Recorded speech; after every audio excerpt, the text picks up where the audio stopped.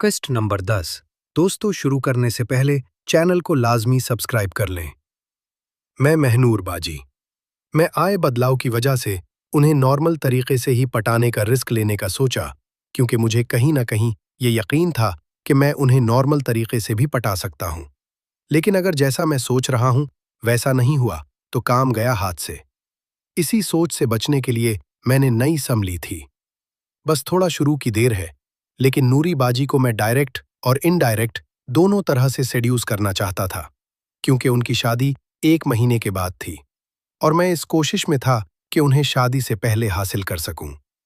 मैं ये जानता था कि नूरी बाजी फेसबुक यूज करती हैं और उनकी आईडी क्या है। वो रात में अपनी दोस्तों से फेसबुक पर बात करती थी, कभी कभी होने वाले जेजा जी से भी बात करती थी, जो मुझे पता था। इसलिए मैंने नीलम नाम से जो फेक आईडी बनाई थी, इससे नूरी बाजी वाली फेसबुक आईडी पर रिक्वेस्ट भेज दी और एक्सेप्ट होने का इंतजार करने लगा। फिर मैं वापस रोजमर्रा की जिंदगी में बिजी हो गया। मैं अपने कमरे का दरवाजा बंद करके अपने मोबाइल में भाई बहन की कहानी को ओपन कर लिया और पढ़ने लगा कि शायद कोई न्यू ट्रक मिल जाए बहनों को पटाने की।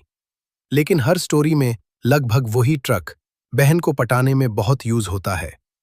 इसलिए मैंने भी उन्हीं सब ट्रक्स का यूज करके दोनों बहनों को पटाने का सोचा। इसके बाद सारा दिन बीत गया।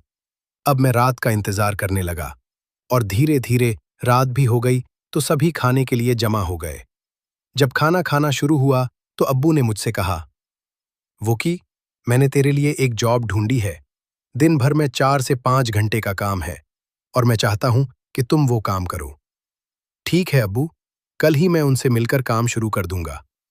मेरा मन तो बिल्कुल नहीं था काम करने का, क्योंकि मुझे अभी अपना मिशन बहनों को पटाने पर ध्यान देना था। पर अब्बू को मना भी नहीं कर सकता था, क्योंकि मेरी जॉब ना करने की वजह से अब्बू हमेशा डांटते रहते थे।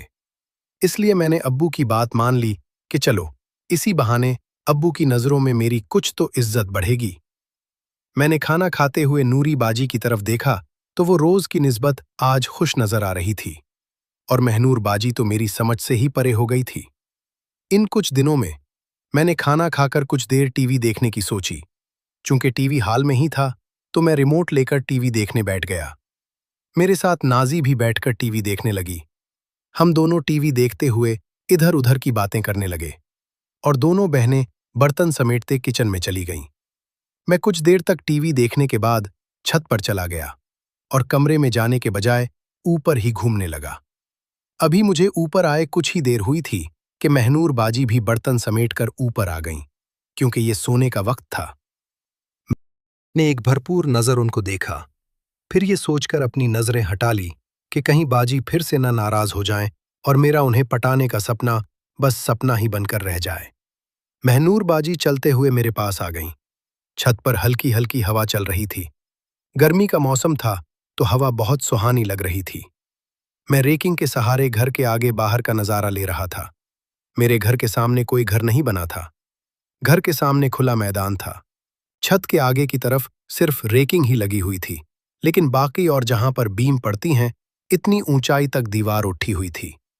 आसपास के घर भी 2 मंजिला थे, इसलिए कोई मेरी छत पर नहीं देख सकता था कि क्या हो रहा है। तो महनूर बाजी चलती हुई मेरे पास आई और बोली, महनूर बाजी, वकी, क्या कर रहे हो? मैं, कुछ नहीं बाजी, बस ठंडी हवा चल रही थी तो इसी के मजे ले रहा हूं। महनूर बाजी, और क्या चल रहा है? मैं, कुछ खास नहीं चल रहा है बाजी, बस कट ही रही है।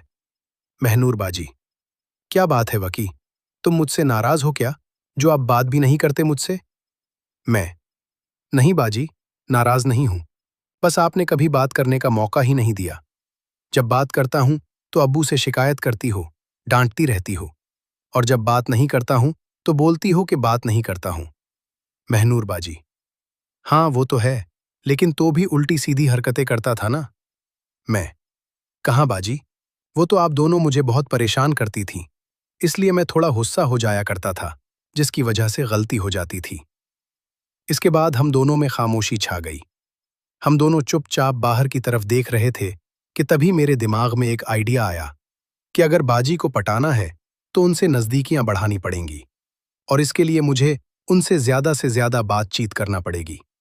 इसलिए कुछ सोचकर मैंने बाजी से कहा, मैं बाजी एक बात कहूं, बुरा तो नहीं मानोगी ना?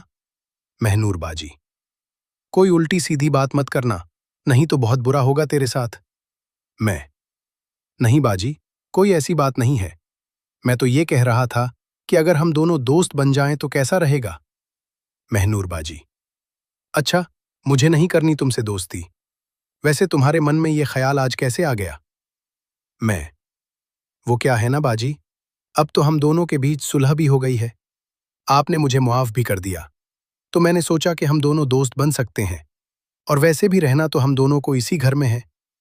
महनूर बाजी, अच्छा, तो तुम्हें क्या लगता है कि मैं तुमसे दोस्ती करूंगी?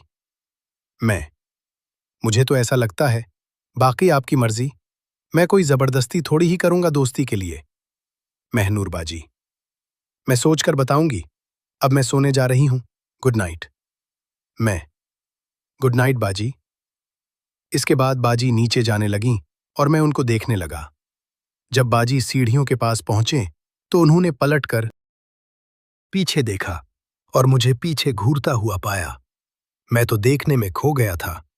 जब कुछ सेकंड बाद मैंने उनकी आंखों में देखा तो वो मुझे घूर रही थीं, लेकिन उनके चेहरे पर ना गुस्से का और ना ही नाराजगी के कोई असरात थे। उनका चेहरा एकदम सपाट था। जब मैंने उनकी तरफ देखा तो उन्होंने कहा, इसीलिए मुझसे दोस्ती करेगा? और इतना कहकर वो नीचे चली गईं। मैं उनके कहे गए आखिरी लफ्ज के बारे में सोच रहा था।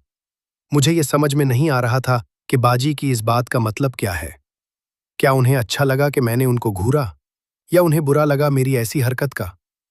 लेकिन उनके अभी तक के अखलाक को देखते हुए अब मैं अपने आप को कोस रहा था कि मैं क्यों अपनी नजरों को कंट्रोल नहीं कर पाया। अगर इसी तरह बर्ताव में करता रहा तो काम मिलने से ही हाथ से निकल जाएगा। इसलिए मैंने आगे के कदम समझकर रखने का फैसला किया। बाजी के जाने के कुछ देर बाद मैं अपने कमरे में चला गया और अपने मोबाइल से जो नीलम नाम की फेक आईडी बनाई थी उसको ओपन किया। लेकिन अभी तक नूरी बाजी ने मेरी फ्रेंड रिक्वेस्ट कबूल नहीं की थी। फिर मैंने अपनी फेसबुक आईडी ओपन की तो बाजी ऑनलाइन थी। फिर मैंने कुछ सोचकर उन्हें हाय का मैसेज भेज दिया। थोड़ी देर के बाद ही बाजी का रिप्लाई आ गया। क्या बात है वक्की, आज सूरज मगरिब से कैसे निकल आया? मैं, अभी तो रात हो गई है, सूरज कहाँ से निकलेगा? अरे भाई, आज अपनी इस बहन को मैसेज कैसे कर दिया? कहीं गलती से तो नहीं भेज दिया मेरे पास मैसेज? नहीं बाजी, मैंने गलती से नहीं भेजा, मैंने आपको ही मैसेज किया था। अरे वाह, क्या बात है, तेरी तबीयत तो ठीक है ना? मेरी तबीयत को क्या हुआ? वो तो बिल्कुल ठीक है, लेकिन आप ऐसे क्यों कह रही हैं? जो लड़का कभी सीधे मुंह बात नहीं करता था, आज अचानक उसका मैसेज आया, तो मुझे लगा कि शायद तेरी तबीयत खराब हो। क्यों झूठ बोल रही हो बाजी? मैं कौन सा झूठ बोल रही हूं? आप दोनों ही मुझे हमेशा डांटती रहती थी, मेरी शिकायत करती रहती थीं। इसलिए मैं आप दोनों से दूर दूर रहता था कि कहीं कोई गलती ना हो जाए और मुझे फिर से डांट पड़े। अच्छा चल, बहुत हुआ, अब मैं सोने जा रही हूं, गुड नाइट। गुड नाइट बाजी। मैंने भी सोचा आज के लिए इतना काफी है। ऐसे ही धीरे धीरे मुझे आगे बढ़ना होगा, नहीं तो मेरा पूरा गेम बिगड़ जाएगा। फिर मैंने सोचा कि आज फिल्में देखते हैं, तो मैंने एक फिल्म चालू की और उसे देखने लगा। वो फिल्म देखते हुए मैं ख्यालों में खुद को और महनूर बाजी को इमेजिन करने लगा। इसके बाद मैं गहरी नींद में सो गया। सुबह जब मैं सोकर उठा तो सबसे पहले मैंने अपना जम वर्कआउट पूरा किया। इसके बाद 15 मिनट आराम किया। फिर मैं अपने कमरे से बाहर निकला, बाथ रूम जाने के लिए। जब मैं अपने कमरे से बाहर आया तो नूरी बाजी छत पर टहल रही थीं। उन्हें देखते ही मेरी नजरें भटकने लगीं। मैंने फौरन अपनी नजरों को काबू किया और कोई भी उल्टी सीधी हरकत न करते हुए बाजी को विश किया। गुड मॉर्निंग बाजी। नूरी बाजी, गुड मॉर्निंग वकी। और मैं फ्रेश होने चला गया। जब मैं फ्रेश होकर लगभग 15 मिनट बाद बाहर आया तो नूरी भी फ्रेश होने चली गई। मैं अपने कमरे में आ गया और बेड पर बैठ गया। थोड़ी देर बाद नूरी फ्रेश होकर बाहर आई तो मैंने उनसे कहा, बाजी, मेरे लिए थोड़ा नाश्ता बना दो, आज मुझे जॉब के लिए भी तो जाना है। नूरी बाजी, अरे वाह वकी, तू दिन ब दिन सुधरता जा रहा है।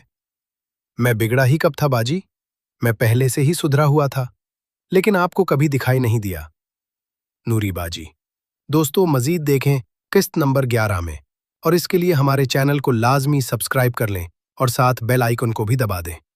दोस्तों, किसी भी किस्म की कहानियाँ या फिर ये कहानी कटिंग के बगैर घर की या बाहर की मुकम्मल कहानियाँ खरीदने के लिए इस नंबर पर व्हाट्सएप पर राब्ता करें।